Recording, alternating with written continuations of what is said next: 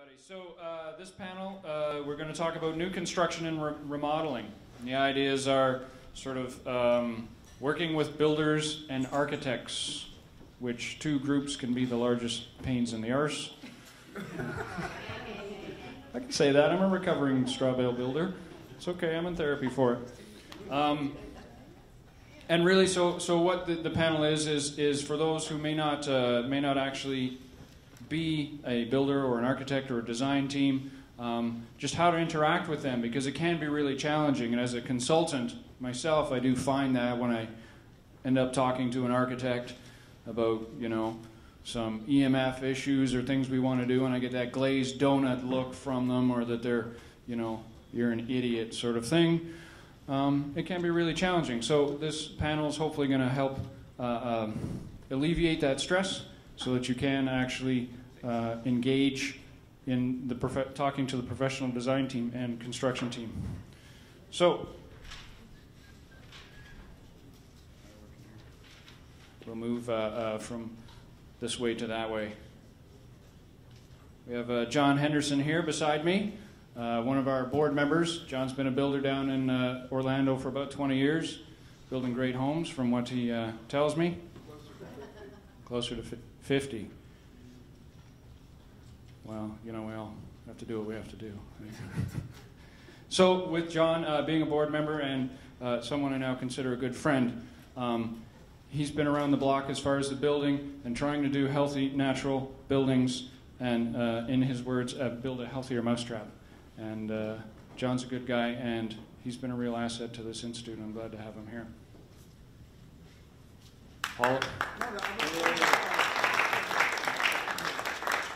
Paula Baker-Laporte, architect of positive repute, and a dear, dear friend. I'm grateful to know Paula. I have to tell you this fact. The very first time I met Paula was at a Healthy Building Conference organized by another wonderful architect, David McCauley, and I stood there with my book and my knees were knocking. And I was like, I'm going to get her to sign my book. I'm so excited. Oh my God. I'm like, sign my book. Yeah, it's true. Now, we just tell jokes and, hang out and have a lot of fun together. I'm really grateful to have her in my life. As a friend, my wife, I'm married here. Everything's okay. Mary Cordaro. I don't have any embarrassing stories yet, but there's 2 full days, and I'm really looking forward to that opportunity. Mary's runs her own company, the Mary Cordaro Healthy Building Consultant and a certified building biologist since '89. So again, one of the rock stars, the pioneers in our midst here. And she helps clients with their building concerns who have sensitivities and putting all those pieces of building science and bau-biology together, which I think is amazing. And where'd that go? You're from where, Mary? LA. LA. All right. Good stuff. So she consults, teaches architects, interior designers, contractors, and doctors around the country. So she has that engagement and interaction. Aldo, I don't have a slip for you because we just sucked you up here. Aldo's a really smart guy. And he's pretty dapper. And he lives in Mexico. And I've seen some of his designs and his photos of his cool houses and buildings. And frig, he's awesome. And he's doing some building biology out of the school, the university. Yep. We're coordinating a master's degree of building biology. A master's degree in building biology. Who's cool, who wants to go and hang out in Mexico and do that kind of stuff? Game on, right? Game on. So all those definitely over this weekend they're going to be telling us about that. So each of these people are going to do a little 3-minute talk on the topic at hand and their personal thing, and then we're just going to kind of open it up. So this first time, we're going to see how this goes. Good luck. Oh, okay. Let's see, where do I start? Where I started? Okay, I started as a painting contractor in the late 60s. Hello, can you hear me? Yeah, I started as a painting contractor in the late 60s and developed into a carpenter, a builder, and then in '72 I got into architecture, and I've been yo-yoing back and forth ever since. 10 years ago, I was going to take these courses, and I had way too much work, and shame on me, but with the crash recently, I figured, why not? So that's why I'm here.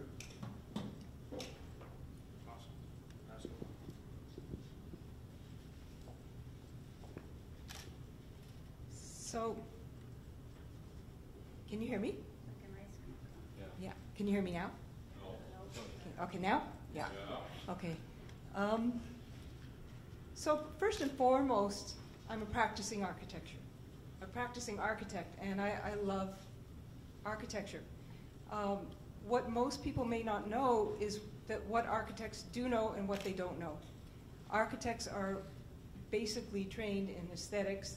We're trained about beauty and making space and using form, but not to care much about what that material is that creates the space or makes the form.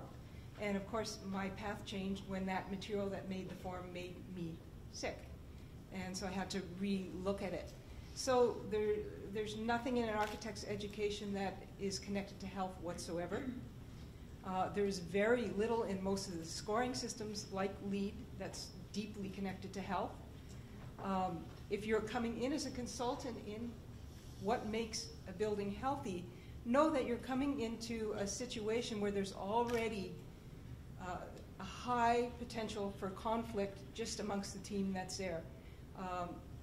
Most homeowners have never done this before. Most architects are concerned with the aesthetics, and most builders are very concerned about building it right and getting it in on budget. And the architect is the owner's representative often, who's will even tell the owner whether or not to pay the builder. A huge conflict just in the very role that they're given. And then in comes a consultant to tell all these people how to do their job. So I think there's a way to do it right. And in fact, if someone, I'll just very briefly, if someone comes to me and they want a healthy house, the first thing I do with the owner is give them realistic expectations. And then if I'm the architect or I'm working with an architect and a builder, there's only one way to do it, and it's as a team. You try any other way and you're going to come into a lot of conflict. And there's some basic principles for forming a team. And hopefully we'll all be talking about this today. And this won't be another boring panel where people stand up here and tell you their story and then no one says anything or there's a few questions. Hopefully we can make a conversation with all of us because we're a pretty unique group. I don't know about you all, but for me, coming here is like coming home. And the rest of the career is like working in a desert, you know, where very few people understand what it is we know or what we do. That was great, thank you. It's really an honor to be here with all of you. I haven't been to a bau-biologie event in many, many years. And it's wonderful to be here with some of the real old-timers.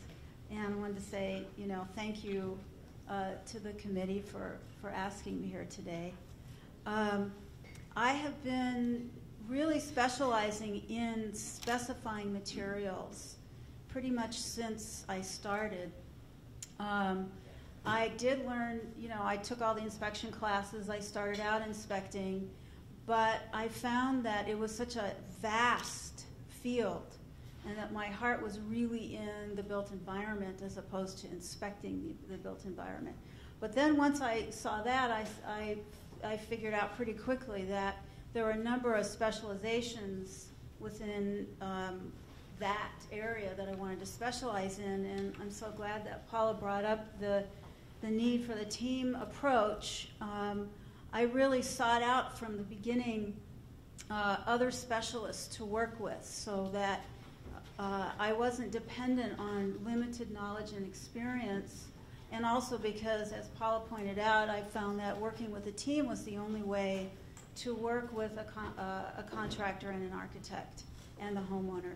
So basically what I did over the years was learn all the related fields in as much depth as I could as a generalist. And then I specialized in materials but worked very closely with the other specialists. And those specialists really go into great, great depth, as Orem does in EMFs down in LA as well, and a building science expert that I work with who does new construction and consulting, and a ventilation expert. And there's just a number of us that have cross-trained together with me as a thread running through it all, and my own specialization in materials. So I just kind of wanted to give you that overview of how I work, what I find works. There's no magic bullet here. Working with builders and architects, it's definitely a major challenge. But, you know, we've sort of refined some systems over the years, and we can go, you know, more into detail with your questions on that. Anyway, thank you for having me. Okay, hi. Well, first I would like to apologize. My English isn't as good as your English, but I'll do my best. If something doesn't make any sense, please let me know, okay? When I first went to architectural school, I was looking for a humanistic kind of knowledge. And it turns out to be that architects aren't much humanistic anymore. Okay, I think they should be studying economy.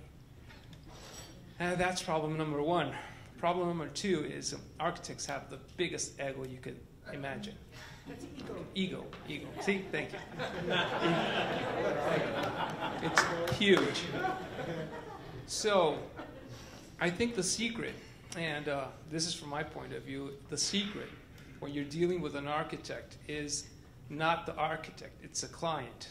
I mean, how much are they really willing to go and how deep they're willing to go. Because if they don't back you up, then nothing is going to be accomplished.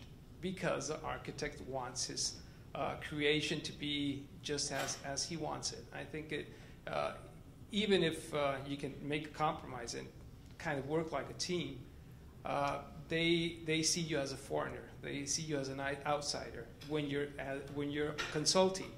Okay, when the architect, Paula's case, my case, when we're building as well as designing, things change, and then we have to pull the client, the customer. We have to pull them into what we have to offer. Okay, that's what also took me into being certified as a coach.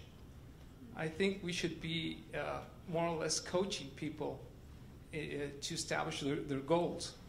So I went into that as well, because after all, and also trying to apply the more holistic, the holistic part of bau-biology, the spiritual part. People don't even know that they have a spirit sometimes. So you have to let them know first. And after they acknowledge it, then they have to set their goals. After they set their goals, and they really want them, it's how do you say, downhill. If they don't know what they want, and then you have the big ego of the architect trying to pull in their direction, you can might as well quit.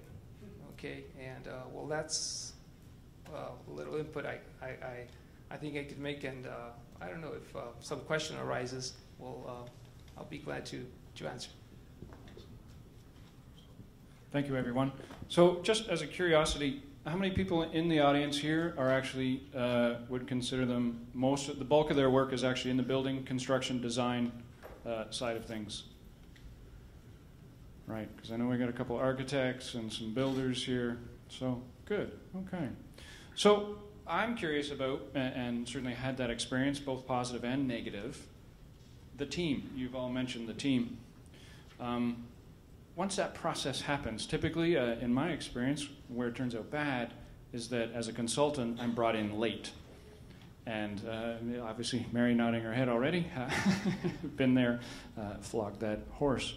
And I'm just curious how each of you in your own universe integrate and interact with the new team members, whether they be a new bricklayer who's about to use Durasol for the first time, or AAC, or be it a consultant that's coming in, or be it that the homeowner's just read, zapped and wants to change everything. How, I'm just curious as to your experiences, how you integrate newer people into that team to make it work.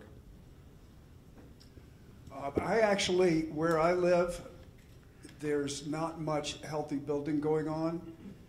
So I'm kind of new at this, and the people where we live, people don't get it. Because of codes, there's a lot of things that you can't do.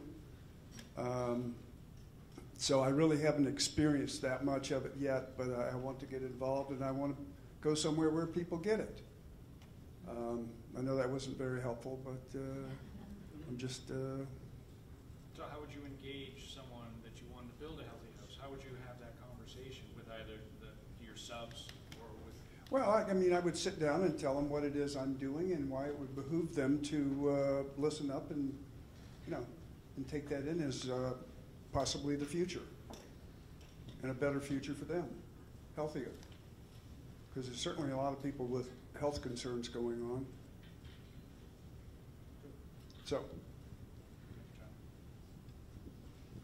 So sometimes I'm in the role as a consultant, and I'm called in where there's an architect and builder in place already, and I wish I'd been called in earlier,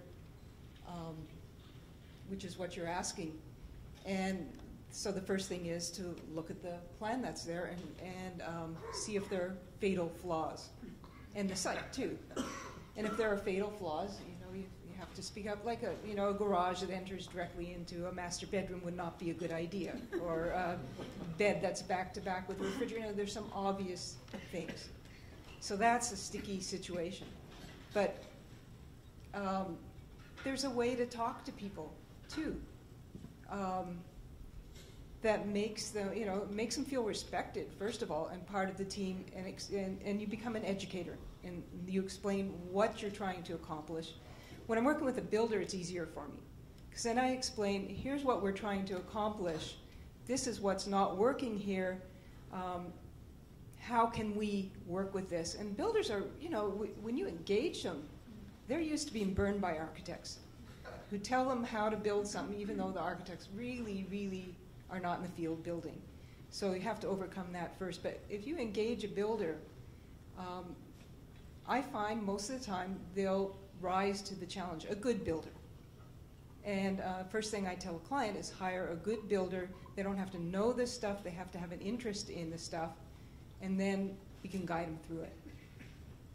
If someone's really, really very, very highly chemically sensitive, I see highly chemically sensitive people stabbing themselves in the back because they want to control everything, but they don't understand how buildings work. I'll give you an example. I was consulting with someone who decided that caulk around the windows would not be a good idea because they racked it to it all. And I did my best to explain to them that a little bit of chemical is so far better than creating a building that will surely become moldy. So every job has its own challenges. How you take someone onto a team is you're doing the best for the owner, and you respect them for what they know, and hopefully they know something well.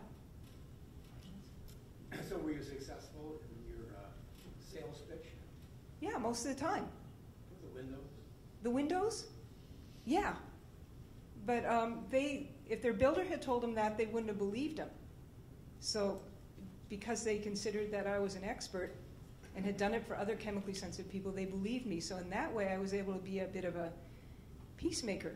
Because, by understanding, as Mary has said, by understanding enough as a generalist of everyone's knowledge base, then they can be engaged in the team in a respectful way.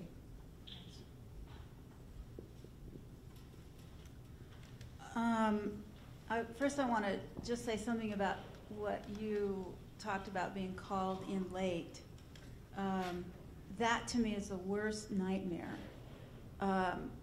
And I learned pretty quickly not to take those jobs that are too late, or to do much less on those jobs than I might if I was coming in early. And that was a hard lesson to learn, because I wanted people to get what they really wanted. but they didn't really understand, of course, how early to bring this process about. And so I had to let go of my own expectations of building the least toxic house possible, and remember that stress and family situations, budgets, timelines, and all of that, to impact that too much is actually worse than trying to push forward the healthy house. So that was a hard lesson to learn. And when I get those calls that we just finished framing and we've called you now to tell us how to build a healthy house. So, I really had to learn to pull back. And that's really something I want to encourage you all to do who are new to this. As far as bringing in the newcomers on the team, who are not the experts, but the trades, the subcontractors, and so forth. What I found works for me, and this is really because of my own credentials. I'm not an architect like Paula, so I don't carry that wonderful, heavy-duty credibility. I have a certification in bau-biology. I wasn't a builder before. I wasn't a scientist before. So what I really became good at was specifying the materials, finding the experts, and then letting those experts, who are all guys, work on site with the trades. And what's also really helped is, first of all, I only work for homeowners. Architects and builders do not hire me. So first comes educating the homeowner. Then basically they're setting the scene for everything else because they're paying everybody. So once they're on board, and then the architect and builder on board because we bring them in, everybody else has to follow suit. So, and there's some agreements that are in Paula's book, Prescriptions for a Healthy House, which we were given permission to adapt. So accountability is a very, very big part of this. It's actually putting together for agreements that are signed between the homeowner and the contractor, the builder, and then little mini agreements between the builder and the subs, so that everybody is signing something. It's not a legal document, but it's just a big fat reminder in their face that they are accountable for what they're bringing on to the job site and for following instructions.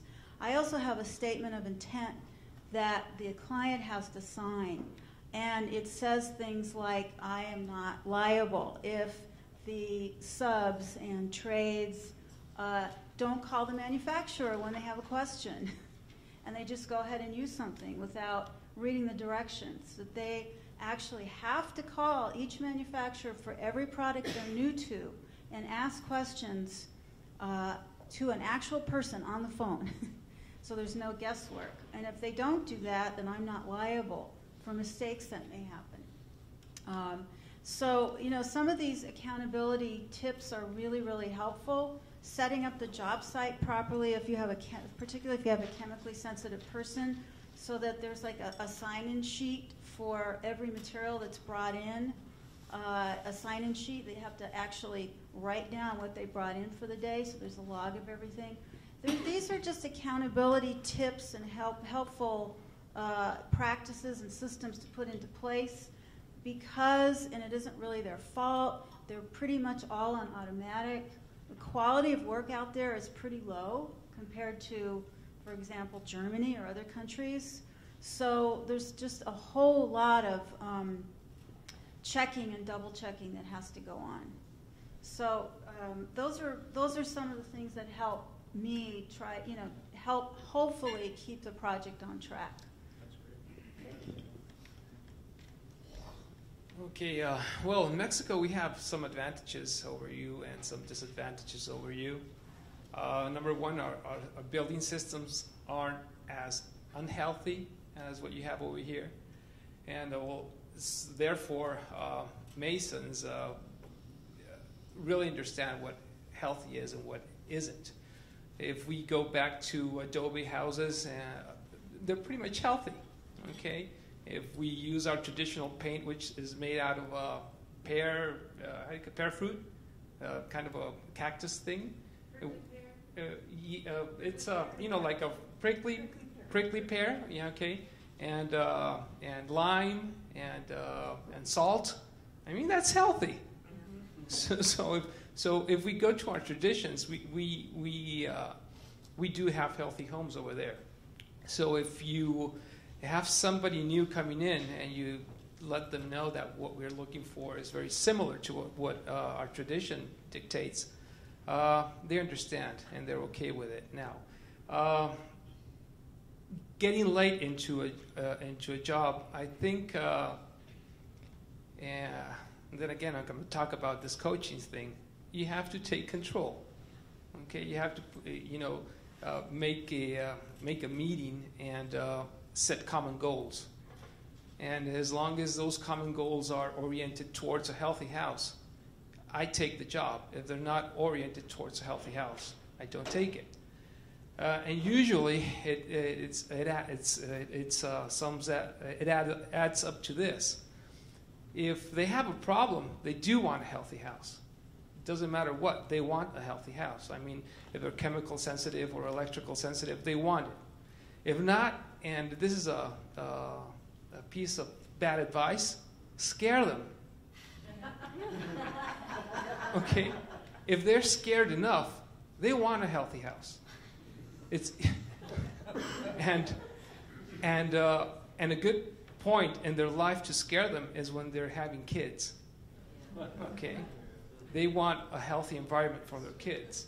I think that our market niches more or less go in this direction. People that already have a problem, or people that are really scared. Okay, and the main problem I've found is when you work with big names. I've worked with I've worked with four Pritzker prizes. You know what a Pritzker? It's like the Oscar for architects. Okay, they don't want to know anything about me. Okay, they're a niche below God. So they don't want to know anything about somebody else telling them what to do. That really is a problem. But when there's a young architect or somebody that's more into thank God, into a holistic movement, they're into yoga, they're into organic foods, they're a little bit more open to this, and then you can start working with this architect or this builder, and and things go smooth out. But my piece of advice is take control from the beginning. I mean, if they really want it, they can have it, but you have to know from the beginning. Do you really want to go to all the extent as to have a healthy house, or even yet more a step beyond that? Do you want a spiritual house?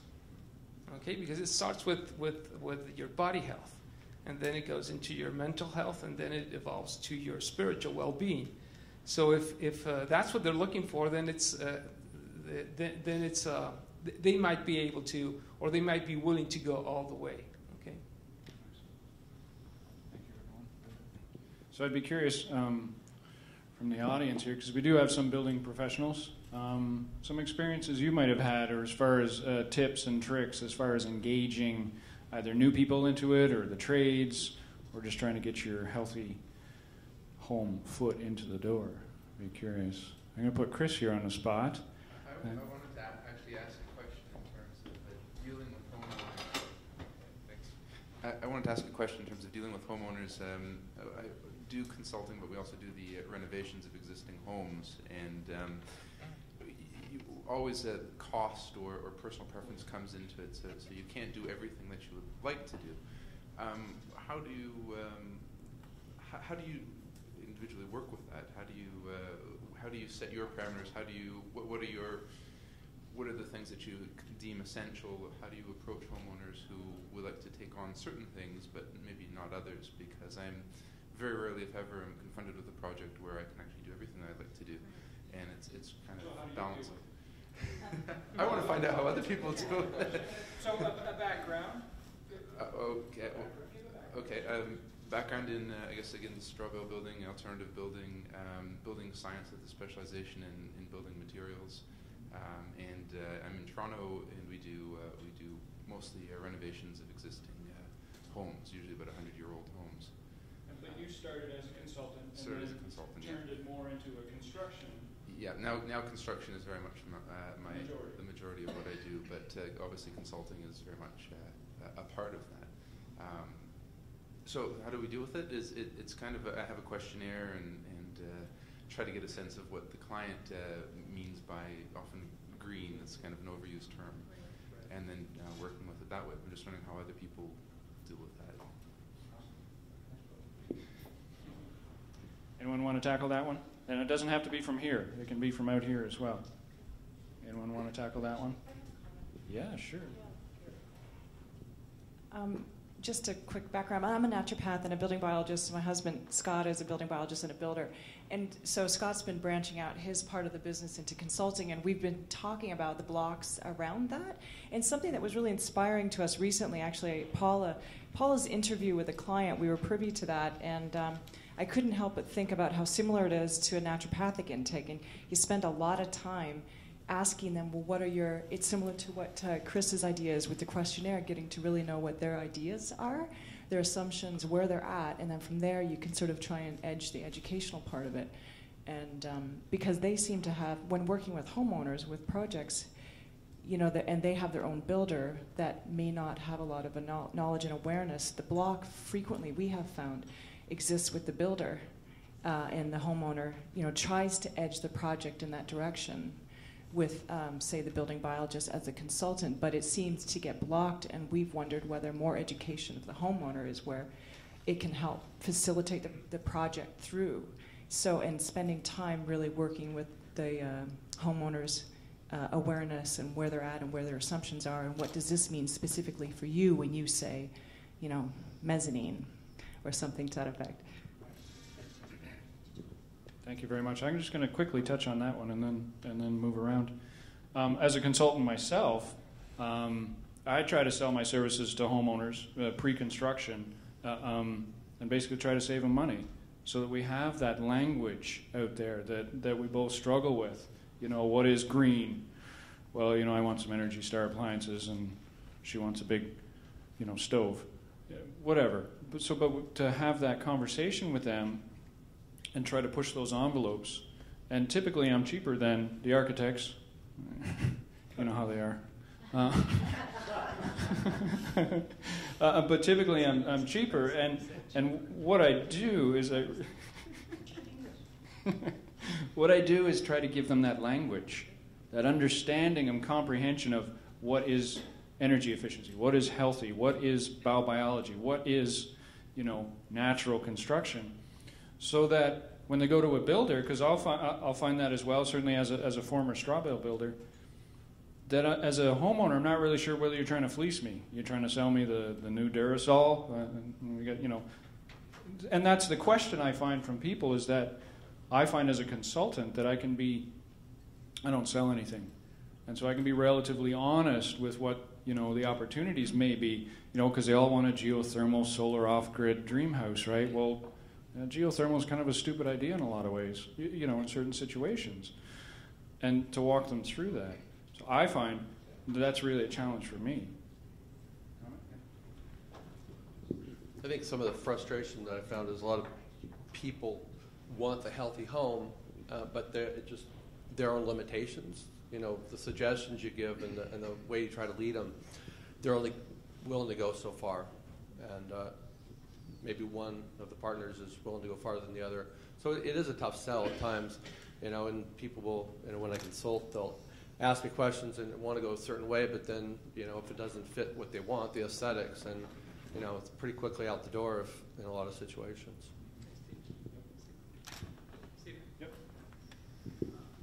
Basically, human beings only have two motivators, okay? Pleasure and pain. That's about it. It might sound funny, but that's the truth. Okay, you run away from pain, or you seek pleasure.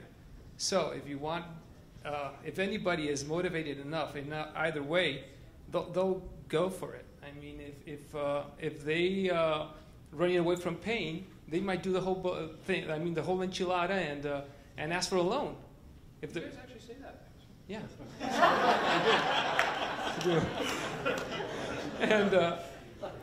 And or if they're looking for pleasure.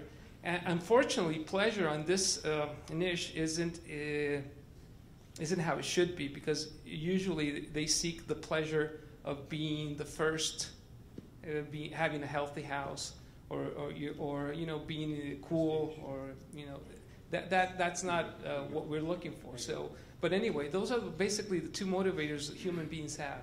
They run away from pleasure, or they seek. They run away from pain or seek pleasure. So that's the way we have to deal with clients. Unfortunately, that's the way we have to do it. All right, we're going to keep moving around here, and I'll let Mary have a talk. I know there's lots of hands. I'm going to get to you all. I thought it might be helpful to just state what my deal breakers are, because there's so much to negotiate on, right? There's so many. There's a huge list, but there are certain things that I'm very firm on, and that's what I start with, and then we can add from there. And those deal breakers are, first of all, the bedroom. So, when it comes to EMFs and materials, to really, drum that in, that is the most important place to put the emphasis if they're not willing to do it everywhere. And most of them can't, So the bedroom is the number one. Secondly, it's making sure that, again, because I'm talking about light frame building, which is like a total enigma when it comes to healthy home, right? It's the stupidest way to build a healthy house is a stick house. So there's so many compromises that are going to happen anyway, no matter how much you build in. It's just a given. So the bottom line on that is building science and the ventilation system. The biggest fallback to the chemicals is the ventilation system. That has to be absolutely as far as possible, as extensive as possible, depending on how many compromises are being made. And so I give up a lot of my goals especially if I have a project that's late, or I've got resistant husband, or whatever it is. Ventilation system is definitely at the top of the list, and we have a special protocol for doing that. Building science as well, so that we don't end up with moisture problems later and construction defects. So building science, major component. Again, I haven't even gotten to my own building spec yet. I talk them into this first. And then lastly, the big deal breaker is semi-volatile organic compounds. Those are the chemicals that never go away. Flame retardants, biocides, pesticides in wool. These are the chemicals that get worse over time, stick to house dust, and are ingested and inhaled. VOCs go away eventually. These guys don't. So, I make sure that those deal breakers are covered. Any materials that could contribute significantly to toxic house dust. Okay? And then we go from there. Why don't we take Larry? Yeah. All right, Larry, you've been waiting. Thanks, Steve. Well, no matter what the client is willing to do, you have to start someplace that tells them what they could do. What is the ultimate in a healthy home? So for my particular undertaking, I've been working in the current paradigm for building homes, which is how do you make the best stick-built home? I'm not doing straw bale or clay and straw infill and that sort of thing. And what has evolved over 17 years of doing this was, for me, a long list of what I call building guidelines and electrical standards. And all of those things have devolved downward into the Healthy Home Standard for conventional construction, which came out in 2009 and was revised and is online at our website as of this year. And so if you're looking for a starting point that explains to the client, here's what you can do to build the healthy home that's as healthy as we know it could be, from a volatile organic compound, semi volatile organic compound, and electromagnetic radiation. Here's what you have to do.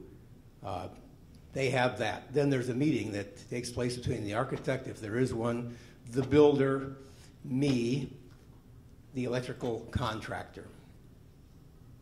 And we use that as the model after the client has decided, what it is they're willing to do.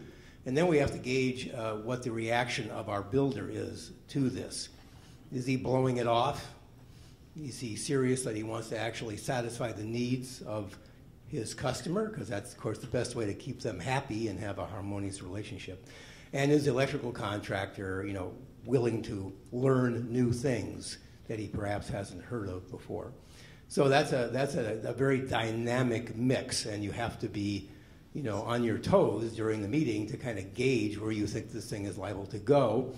And after that, it's time to have to talk turkey with the homeowner, in terms of what your impressions are and what you think the possibilities are for achieving this. So that's kind of a starter.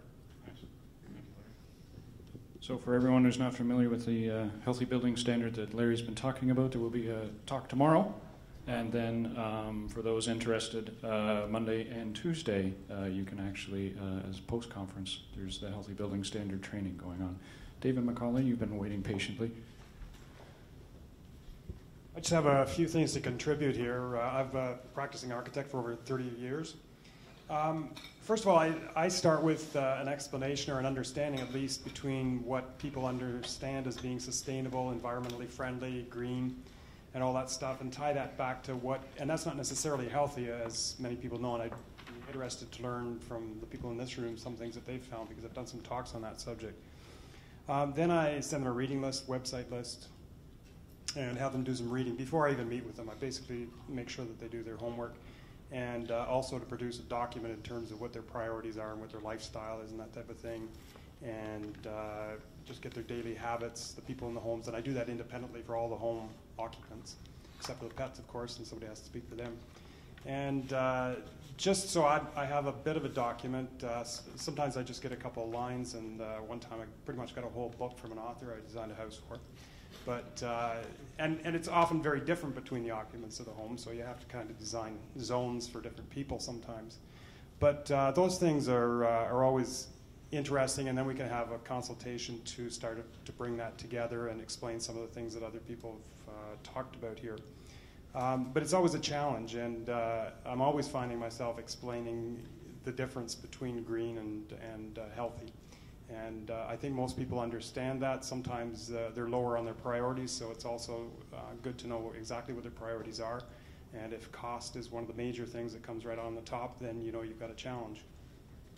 I also talk about long-lasting buildings. I have a particular interest in long-lasting buildings, and with very little increased budget, they can have buildings that last easily. I think any architect would easily say 300 years rather than the 30 years that buildings are customarily built for, without some major renovations.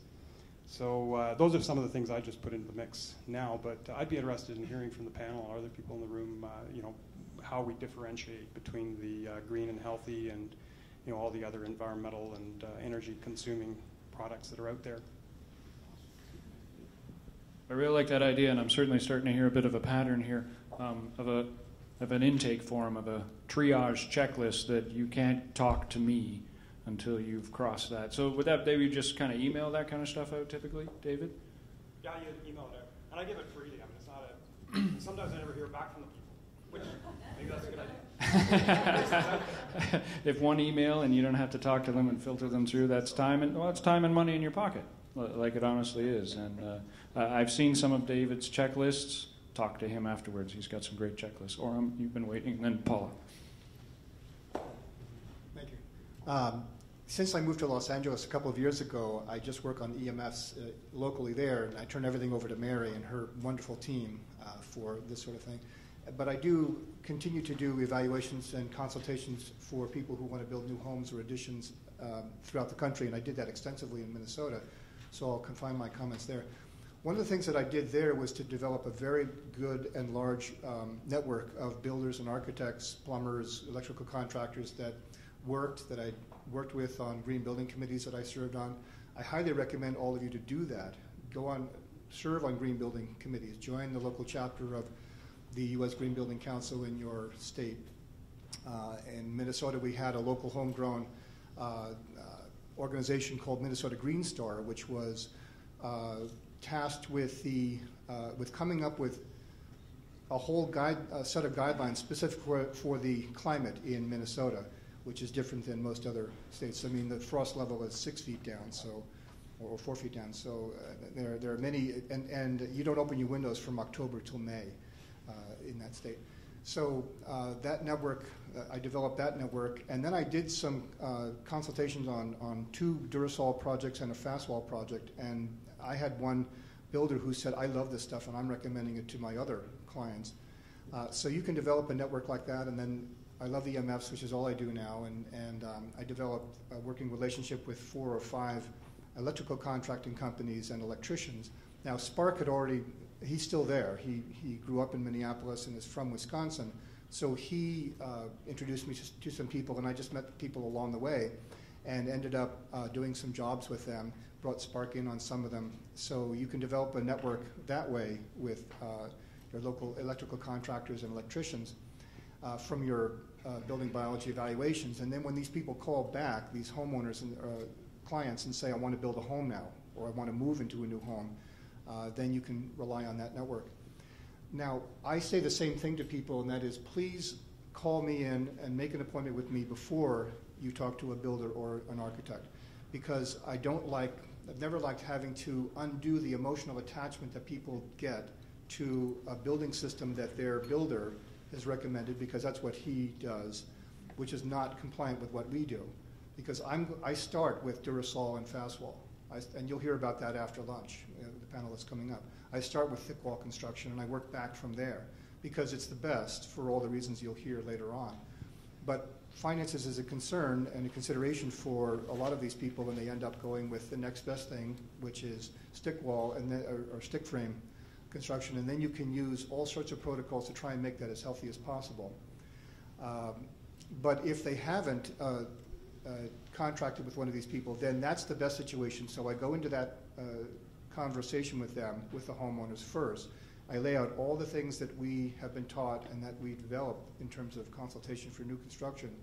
The envelope first, and then from there, ventilation system, materials inside, and then my subspecialty of electrical design, in terms of laying things out to reduce EMFs. So you start from there and just give them a vision of possibilities.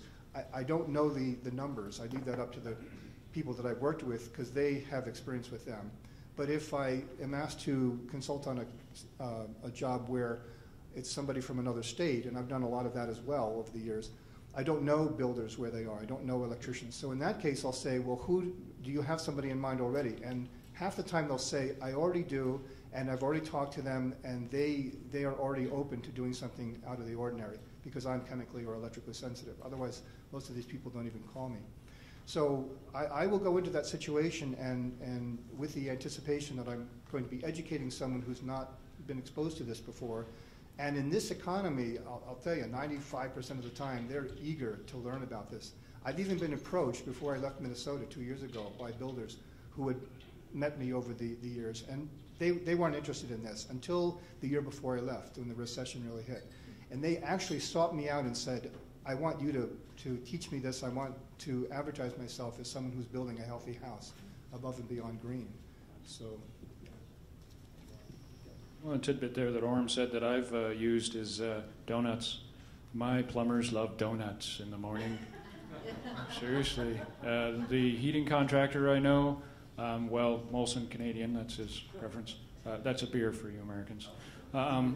So having that relationship with those people, taking the time, I do a breakfast or a lunch and learn, really, really helps. It really does. They understand that you're not a quack, you're not a kook. You're like, I talk building geek to them, they get it. Here's some really cool stuff. Drain water heat recovery. My plumber had never done it. He put one in my house. They're like, hey, this was pretty easy. And we did the thermometer test at the cold water upstairs, and it went from 9 degrees to 30 degrees Celsius. And they're like, wow, this is really great. We get it. And it was like that easy. Well, and the Timbits too helped. All right, over here. Steve, sorry, did I Oh, I'm sorry, Spark. I wasn't being rude. Is I have a client. She's actually an architect builder. She's got environmental all over her name. I don't know what category it is, but anyway, she's doing the passive house, zero carbon house, and I consulted on that. And now she's having the green builders from Association from Chicago is coming up to tour that house, and she wants me to come over and give a talk to the green builders of Chicago on the electromagnetic protocols. And there is a section in the Minnesota Green Star protocol on EMF reduction, because I gave a lecture and a couple of guys came up afterwards and said, we are developing the Green Star program for remodeling. There's nothing like that in LEED. Okay? And so they said, our electrical contractors are asked to produce and provide an EMF reduced environment, and they don't know what to do. So you just spoke about that. Can you help us? So I said, we're waiting for an invitation like this. We'd be glad to. So I took the protocol that Spark wrote, and we co-edited it and submitted it, and it's in there. If you go to Minnesota Green Star and just Google that, and you'll get the address. You'll see it in the innovation section. You actually get points for introducing these things. And I served on the Minnesota Green Star Technical Committee, and now other states in the upper Midwest and the National Association of the Remodeling Industry nationally is interested in that protocol to be adopted in other states for remodeling. So the building biology guidelines, they're not officially building biology, but they're based on that. We'll go with that. So. And again, I know Larry's efforts with the Healthy Building Standard. Thank you, Diane. You've been patient. We're getting there. Hi, my name is Diane, and I'm an architect, and I'm actually from Tucson, and I've been here for 15 years, and I'm in a major transition mode right now. And then a couple years ago, I became a certified soul coach because I was doing more therapy work with clients than I needed to do. And so I've had a lot of variety of things, and I just happened upon this conference a couple weeks ago, which was great, and it's here. So Orm touched on, gathering your team, having everybody that you need, around you to do what you need to do. But what I want to talk about is how do we find the people? So yesterday there was a lot of that, referral, no marketing. So we don't market, then how do we get the people? And the big number one was education. So educating, but many times, you get a client and you want to educate them, but they're so narrow-minded. They want what they want, floor-to-ceiling glass, and we live in the desert. And yeah, the West and the sunsets are great, but that brings about a lot of different issues. So that's my question for everybody. What do you do to bring in the clients? Thank you, Paula. So it's not just about bringing in the clients, but for me, it's about bringing in the clients who really want to build something, following, building with alternatives, following the principles of building biology. And I have 2 secret bullets that I've used that have really worked. First of all, I'd like to go back when I first got into this, I thought, well, I'll offer healthy housing, and then for the rest, I'll just keep doing what I've been doing. It's, brought in good money for many, many years. And then every client who I said, do you want a healthy house or a toxic house? Guess what they picked? And then I thought, I can't live like this anymore. But my 2 secret bullets are, one is teaching. I just developed a course called Homing In on Your Nesting Instinct.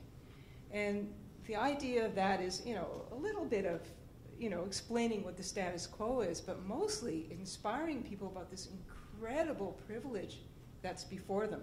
Creating a home is a privilege.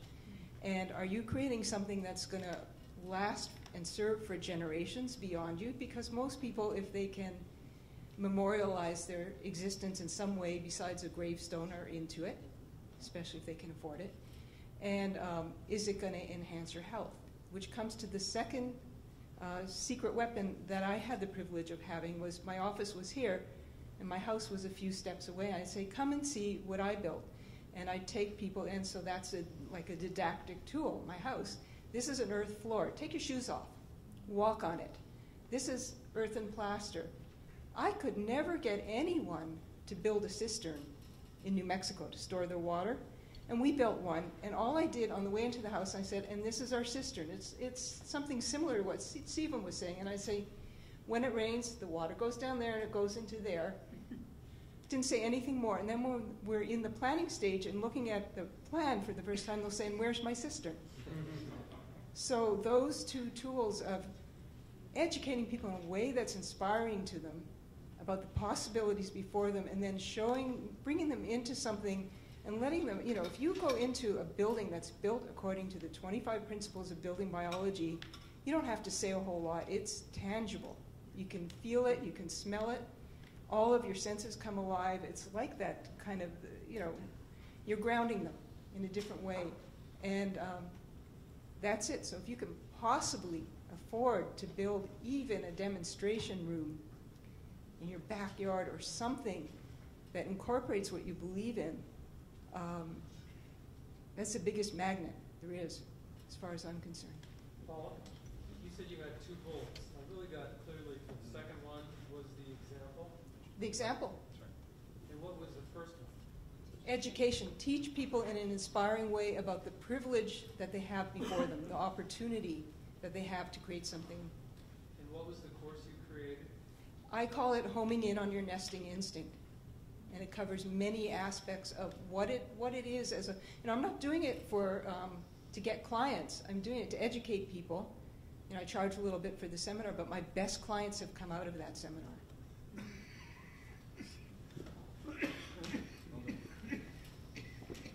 That's basically a marketing principle right there. It's you get a whole bunch of folks, you sell them for hours and hours, and they pay you. Isn't that fabulous?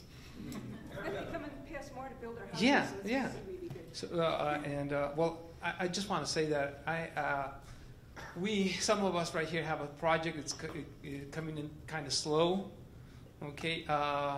But anybody who wants to jump in is welcome. The idea was to write a book, okay, with several authors. Okay, what is your field of specialization? What do you think you could, how do you say how you could contribute? Yeah, more, and do an article on that, and let's write a book. It could be 20, 30, who knows, whatever amount of chapters it has. But the idea is that that's a way to teach. And then you would be a published author. And that gives you a lot of credibility.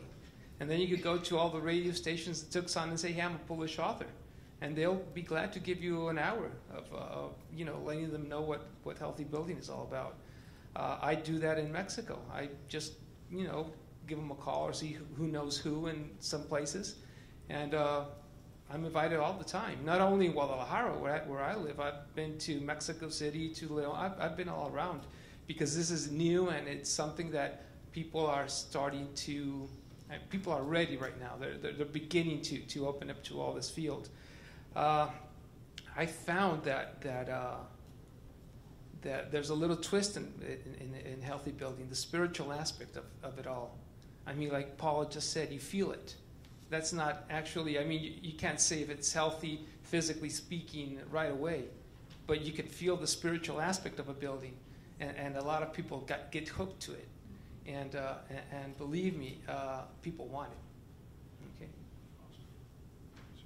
Thank you very much. Frank? Jeannie's got her hand up. Sorry, Jeannie. Sorry. Jeannie, Jeannie, she has. I'm sorry. I apologize. A lot of Jeans here today. 3 of us.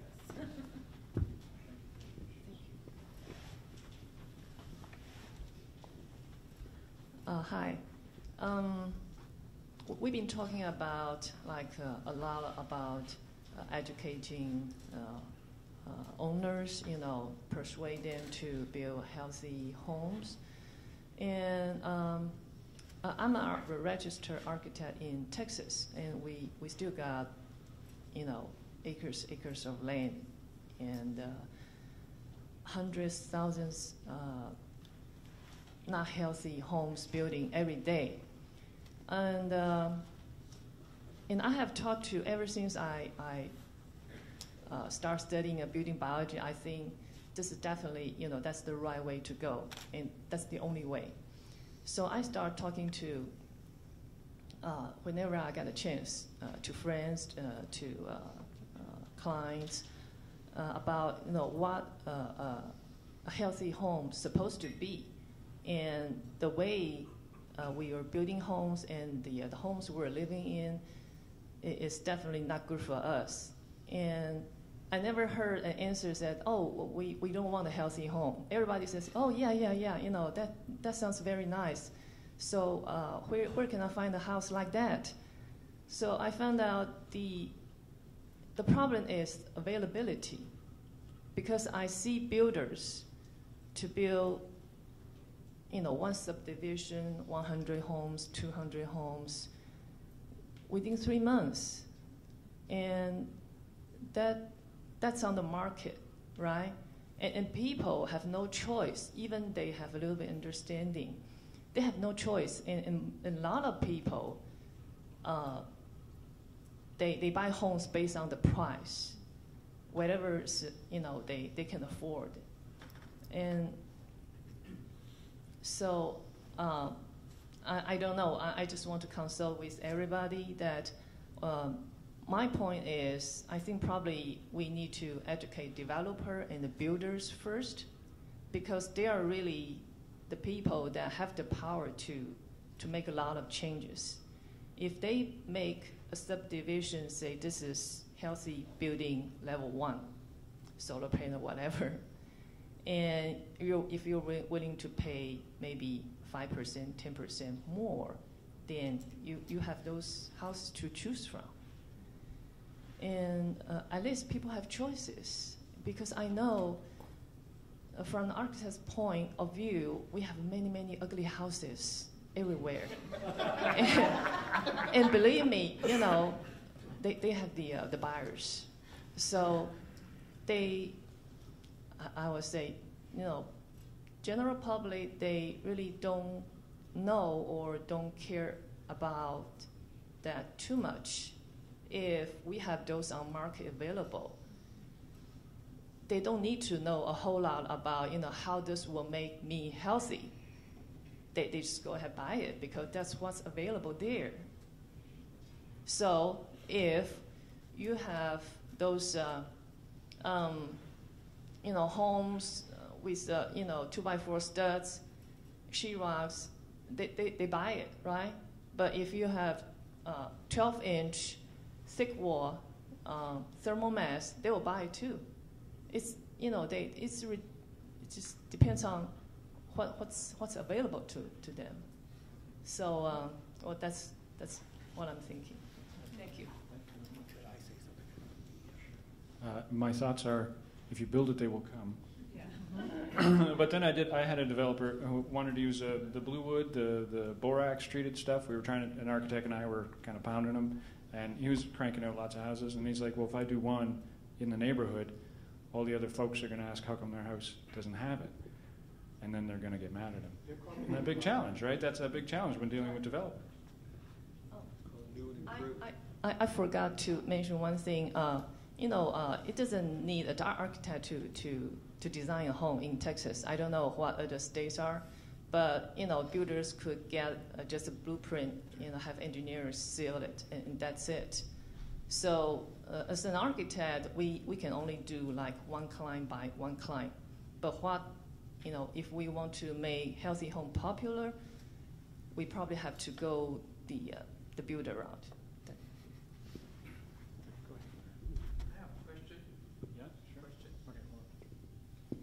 Well, let me just say something about what Gina's just hit on, which is the need to bring architects and builders into building biology, if you will. And we had a board meeting on Thursday night, and we had a meeting of instructors last night, and there was a proposal made at the board meeting to create a new course track within building biology, which the name of which isn't exactly nailed down yet, but it would be building biology for builders and architects, and it would be then marketed to that group of people.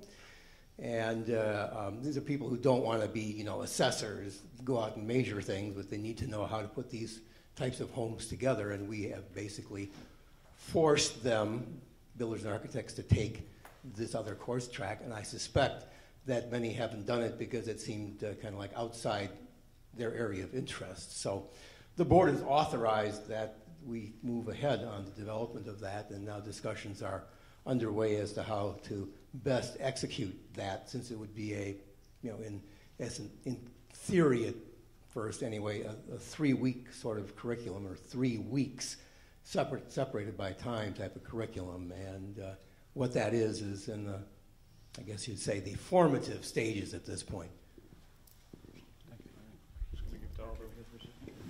Thank you, Larry. This is a question for all you guys. Is it cheaper in the States and in Canada, or more expensive to have a custom-built house? Is it cheaper? More expensive. What percentage you might say? The sky's the limit. All over the board. Okay. Then we have an advantage in Mexico. Custom-built homes are cheaper. Yeah, you do. Yep. Yeah. How? Well, as long as you have an honest architect, they're cheaper, because you don't add the profit margin of the developer. Do you have tract homes, so to speak? Yes, but then again, that's really, really cheap housing. I mean, usually That's speaking, what we have here. cheap housing, yeah. But I mean a medium-size residential, not top of the line, but comfortable. It's cheaper to have it custom built. So that's why I want to ask, because it doesn't work for us over there like that. I mean, I've done healthy homes, and I mean, just to sell, and people aren't standing in line trying to buy them. They just want a better price. That's basically how it works. Well, they're standing in line because of the price. Yeah. Yes, they're looking for price, not for health. So I mean, that's where I was trying to All struggling architects line up to move to Mexico. The original question was, we talked a little bit yesterday, I believe, was how do you find the clients, right? Most of us are not architects. Most of us are some other practice or something we're doing as we're building our building biology practice. There's a lot of us in integrated health, alternative health, integrated sciences, soft science, otherwise known as dowsing, biogeometry, et cetera, et cetera. So there's a lot of organizations out there that you can subscribe to, be part of, as your group. I do a lot of lectures. I lecture, actually, we have a retail business, and what I do is I set up and I do body healing work at these various expos on the weekends. I'm booked for the next 10 weeks on weekends. And I lecture at pretty much all of them. It's a quick half-hour, 45-minute lecture. And I do a thing is I trick you. I'll get a room, let's say, like this. And my topic is, say, earth energies and how they affect your health. So I'll talk about biogeometry, or I'll talk about dowsing, I'll talk to you about the ley lines and all that. Then I start sliding in towards the end, because I do PowerPoint, my EMR, short version of the EMR version. Farm got to see a little bit of one of them yesterday. But that's not a trick frame. That's part of it. That's exactly. But if I put healthy building, advertise it as like that, I'll get 6 people. If I talk about ley lines, if I talk about spirit lines, vortexes, entities, whatever your other modality is, At those conferences. at these conferences, I'll fill a room. And that's what I'm doing next week. I'm going to talk about, do the things that go bump in the night keep you awake? Right? And I'm going to talk about spirit lines, auras, all that esoteric stuff. And we can laugh about it, but I'll fill the room. And then I'm going to talk about magnetic fields on copper pipes.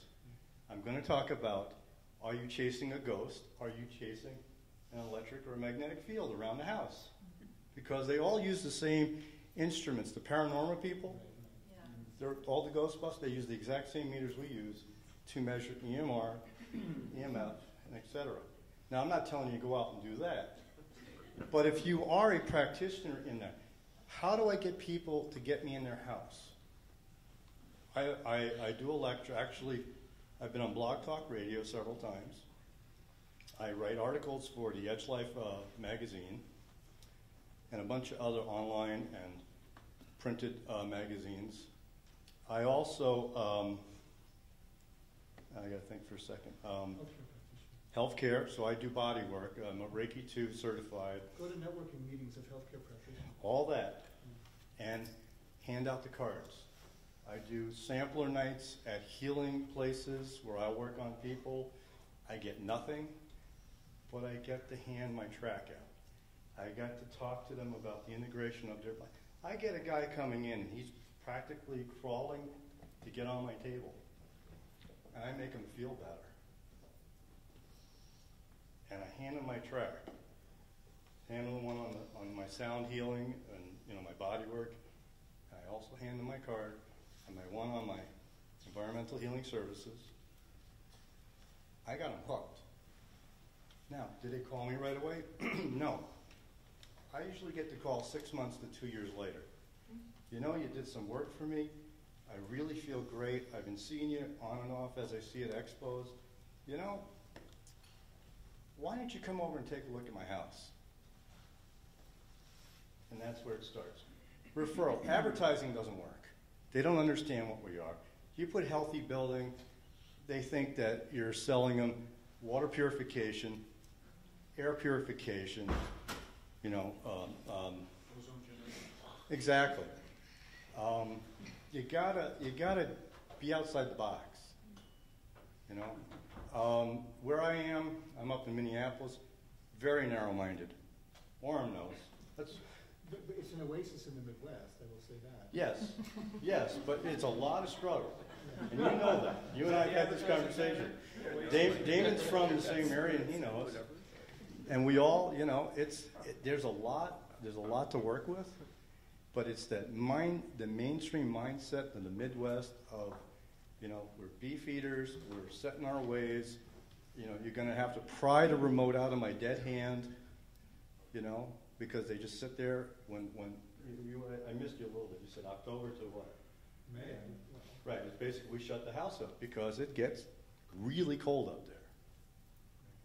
But my point is you got to look at all your bag behind, everything you got, and say, how can I integrate what I do with this? And as you think about it and integrate in the other groups, you hand out your track.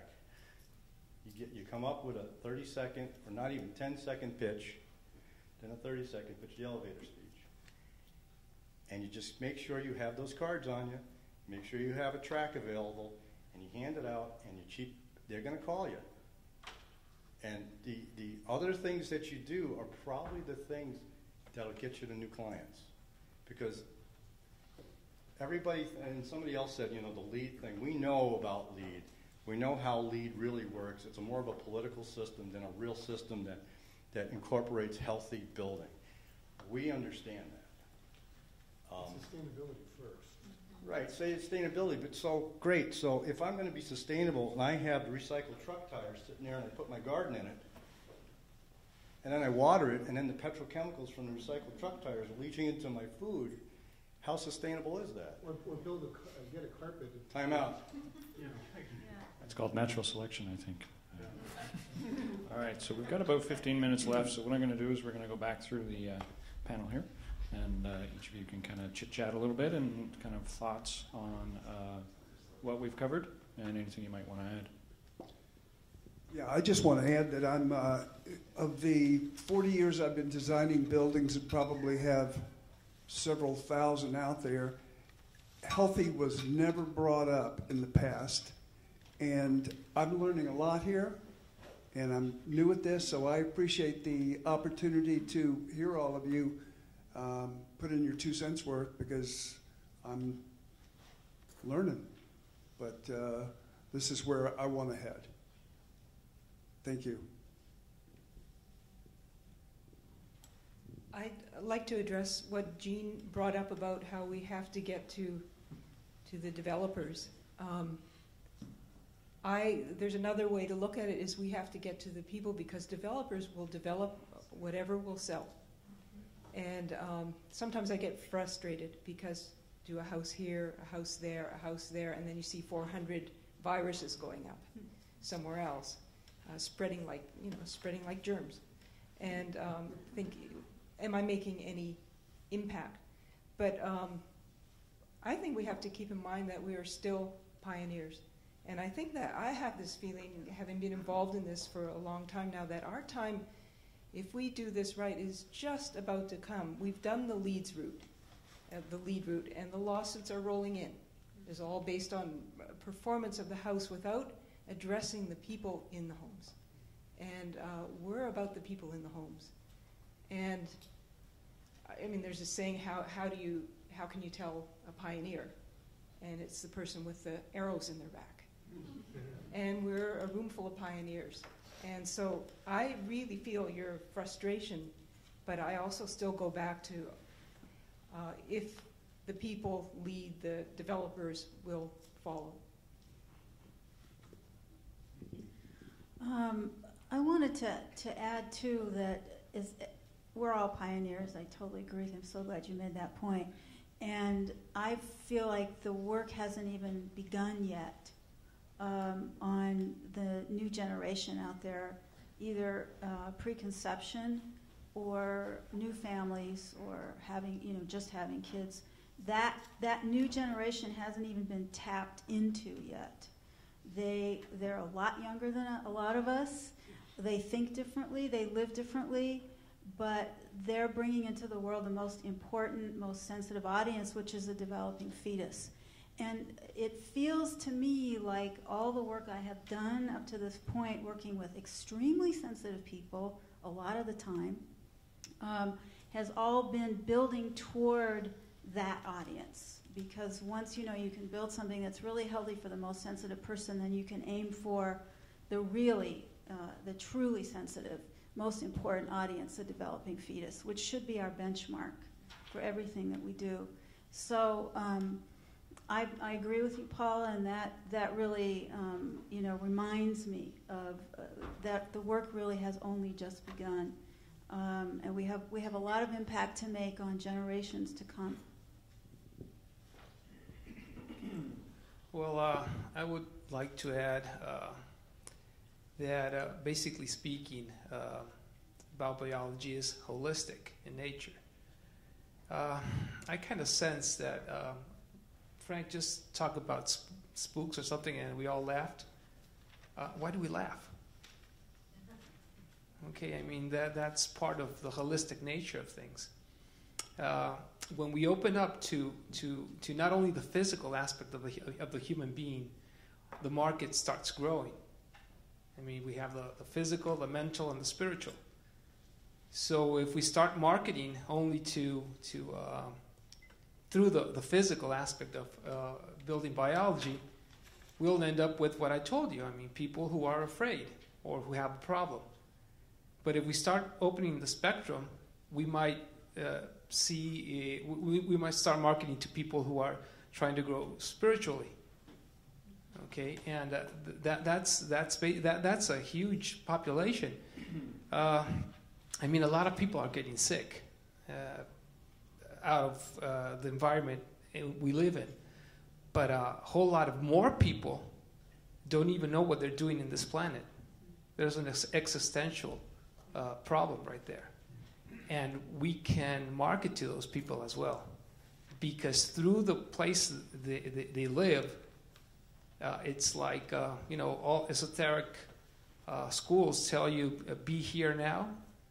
You're giving them the be here kind of the part of the equation.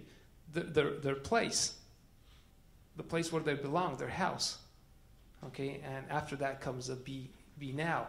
So I think it's a little bit of not being afraid of looking into other markets. I think they're there, and I haven't been afraid in Mexico. I don't know how it works right here in the States, but I think it's pretty similar. We're human beings after all. But I'm not afraid of going into the field that Frank spoke about. I mean, kids are being freaked out with spooks. And it happens. People sense things. It happens. And like John just said, I mean, the TV Ghostbusters, they use the same equipment.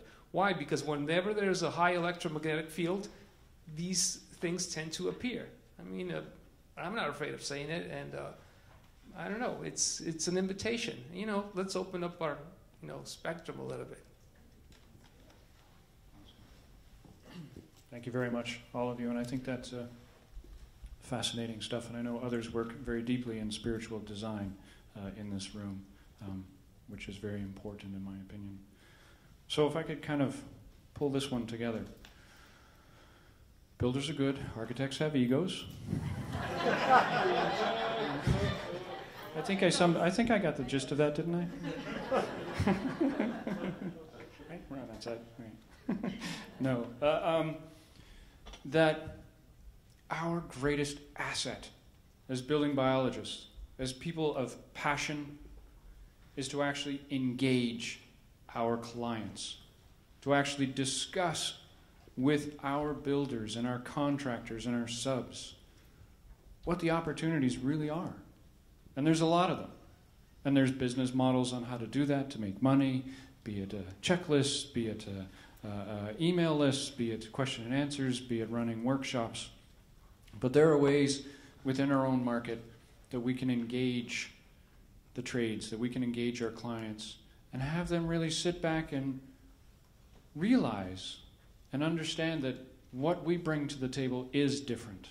It's not the normal. You want a 2x4 virus? I love that one. I'm going to use that one again. If you want a virus, go somewhere else, because we don't do viruses. We're not building pathologists. We're building biologists.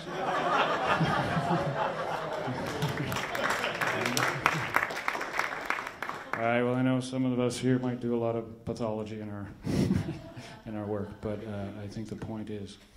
And so that positive construction, as we engage and take the time, the personal time, and that's hard, we're all trying to make a living, but, I'm getting that across here, that we take that time to really engage people and talk to them, and whatever their passions be it healthy, be it spiritual, be it beyond that I think we really have that opportunity. We have a wealth of knowledge. Paula's books, right? There's tons of information out there on healthy stuff. All the conferences we've been to, the training we've gone through. We know our stuff. We have great people. So if you're not comfortable with that, pull in a consultant, right? Someone like Mary.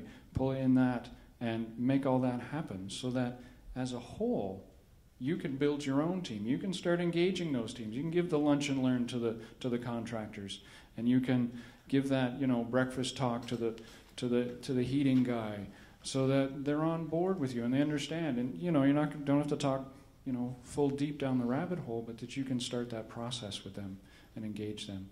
And that's really the opportunity, as I kind of wrap this up, that we have in the building construction.